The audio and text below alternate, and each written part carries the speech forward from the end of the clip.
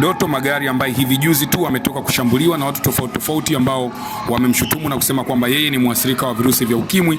Doto Magari alionekana kupinga zaidi kauli za watu wao na kusema kwamba yeye sio mwathirika, lakini watu bado walikuwa wakiwa hawamuamini kwa sababu ya vigezo mbalimbali ambavyo watu walivitaja, ambavyo hivyo ndio vilipelekea wao kusema kwamba Doto Magari ni mwathirika wa ukimwi. Lakini Doto alipokuwa akikataa, basi baadhi ya watu walikuwa bado wakiendelea kugoma na kusema kwamba yeye ni mwathirika wa virusi vya ukimwi.